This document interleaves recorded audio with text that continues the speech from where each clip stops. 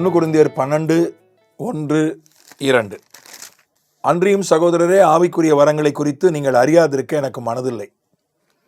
நீங்கள் அஞ்ஞானிகளாய் இருந்தபோது ஏவப்பட்டபடியே ஊமையான விக்கிரகங்களிடத்தில் மனதை செலுத்தினீர்கள் என்று உங்களுக்கு தெரியுமே.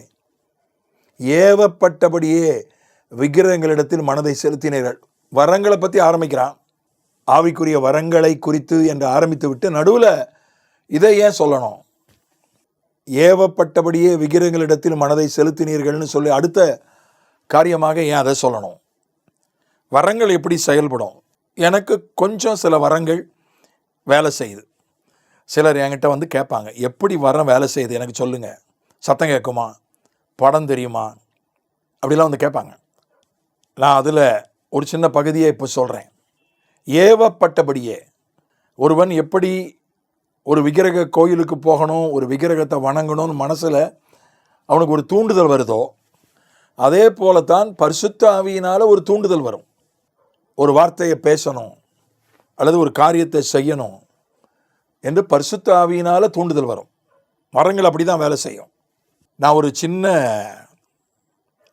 கிராம சபைக்கு போயிருந்தேன் சில வாரங்களுக்கு முன்பு. ரொம்ப சின்ன சபை, ஏழ போதகர். அவர் என்னை அன்போடு அழைத்தார். என்னுடைய போக்குவரத்துக்கு கூட அவரால் கொடுக்க முடியாது. ஆனாலும் நான் அவரை உற்சாகப்படுத்த வேண்டும் என்பதற்காக போனேன். போனபோது எத்தனையோ தடவை ஒரு சபைக்கு நான் போயிருக்கிறேன். வருஷம் எப்படியும் ஒரு தடவையாவது போவேன் அவரை உற்சாகப்படுத்துறதுக்காக. இந்த முறை நான் போனபோது எனக்கு ஒரு ஏவுதல் ஏற்பட்டது. ஜனங்க ஜெபம் பண்ணுறதுக்கு வந்தாங்க.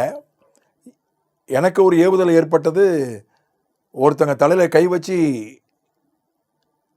அந்த நபருக்குள்ளே இருக்கிற தப்பான ஆவியை கடிந்து ஜெபிச்சேன்.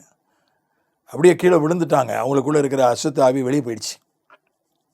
அந்த பாஸ்டர் எத்தனையோ அவருக்கு அருட்பொழிவு கொடுத்துருக்குறோம். அப்போது அவர் தலையில் கை வச்சு நான் ஜெபிச்சிருக்கிறேன். அதுக்கென்று அருட்பொழிவு ஆராதனை நடந்தது. அதில் வந்து அவர் எல்லாரோடும் சேர்ந்து அருட்பொழிவு பெற்றுக்கொண்டார். அதுக்கு பிறகு அவர் என்கிட்ட ஜெபம் பண்ணிக்கிட்டதில்லை. அதை பார்த்த உடனே அவர் ஓடி வந்து எல்லாருக்கும் முன்பதாக முழங்கால் போட்டு எனக்காக ஜெபம் பண்ணுங்க ஏன்ட்டார். ஏன் சொல்கிறேன்னா, அது ஒரு ஏவுதல் தான். எத்தனையோ தடவை அந்த சபைக்கு போயிருக்கிறேன். கிறிஸ்துவர் அல்லாதவர்களும் 1-2 பேர் வருவாங்க. அப்போதெல்லாம் அப்படி ஒரு ஏவுதல் எனக்கு வரல. இந்த முறை ஒரு ஏவுதல் வந்துடுச்சு. ஒரு ஏவுதல், நமக்கு ஒரு காரியத்தை செய்யணும்னு ஒரு ஏவுதல் வருது. திடீர்னு அசுத்தாவியை கடிந்து சொல்லணும்னு ஒரு ஏவுதல் வருது.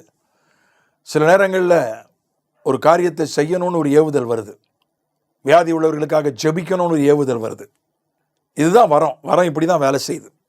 ஒரு தூண்டுதல், ஒரு கன்விக்ஷன், ஒரு இன்ஸ்பைரேஷன் உள்ளுக்குள்ள வரும். இது எப்படி வரும்னா, ஒரு உருவத்தை மனித பகுத்தறிவு வணங்கவே வணங்காது.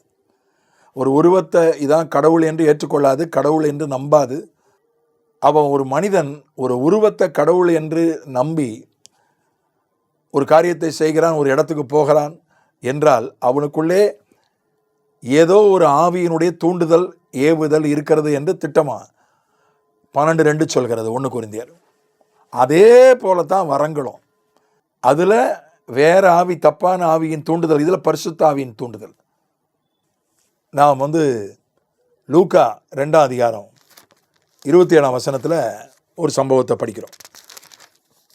அவன் ஆவியின் ஏவுதலினாலே தேவாலயத்துக்கு வந்திருந்தான். இயேசு என்னும் பிள்ளைக்காக நியாயப்பிரமாண முறைமையின்படி செய்வதற்கு தாய் தகப்பன்மான் அவரை உள்ளே கொண்டு வருகையில் அவன் ஆவியின் ஏவுதலினாலே தேவாலயத்திலே வந்திருந்தான். யாரு? சிமியோன், ஒரு மனுஷன். அவன் மேல் பரிசுத்த ஆவியானவர் இருந்தார். வயதானவன். நீ இயேசுவை பார்க்கறதுக்கு முன்னால் சாக மாட்டாயின்னு ஆவியானவர் அவனுக்கு சொல்லியிருந்தார். இயேசு பிறந்து விட்டார், கை குழந்தையாக இருக்கிறார். 8வது நாளில் பிறந்து 8வது நாளில் அவரை விருத்த சேதனம் பண்ணுவதற்காக அவரை அந்த சுத்திகரிப்பின் நாட்கள் முடிந்த பிறகு சில நாட்கள், அவர் பிறந்து சில நாட்கள் தான் ஆயிருக்கு, நாள் கணக்கில் தான் ஆகியிருக்கிறது. அவரை தேவாலயத்துக்கு எருசலேமுக்கு கொண்டு வருகிறார்கள். சிமியோனுக்கு ஒரு ஏவுதல், அங்கே போகணும்னு ஒரு ஏவுதல், ஆலயத்துக்கு போகணும் எருசலேமுக்கு. அவனும் வந்திருந்தான். இயேசுவை அடையாளம் கண்டு கொண்டான். கைகளில் ஏந்தி பாலகன் இயேசுவை கைகளில் ஏந்தி ஆண்டவரை ஸ்தோத்தரித்து மற்றவர்களுக்கு அறிவித்து பேசினான். ஆவியின் ஏவுதலினால் தேவாலயத்தில் வந்திருந்தான். இப்படிதான் ஆவியானவர் தூண்டுவார். ஒரு இடத்துக்கு போகணும், வரங்கள் அப்படிதான் வேலை செய்யும். வீட்டிலே உட்கார்ந்துருந்தா மட்டும் போதாது, வீட்டில் இருந்தாலும் வரம் வேலை செய்யும். ஆனால் சில நேரங்களில் ஆண்டவர் சில இடத்துக்கு போகும்படி தூண்டுவார், ஏவுவார், அங்கே போகணும். அதுவும் வரங்கள் வேலை செய்வதனுடைய ஒரு படி. சிலரை சந்திக்கும்படி ஆவியானவர் ஏவுவார். வரம்னா அப்படி வீட்டிலே உட்காந்துக்கிட்டு அப்படியே வரங்கள் வேலை செய்யும், எல்லாரும் நம்மளை தேடி வரணும், அப்படி ஃபோன்லேயே அப்படி சமூக ஊடகத்திலே வரங்கள் வேலை செய்யும் நினைக்கக்கூடாது. அப்படியே செய்ய வாய்ப்பு உண்டு.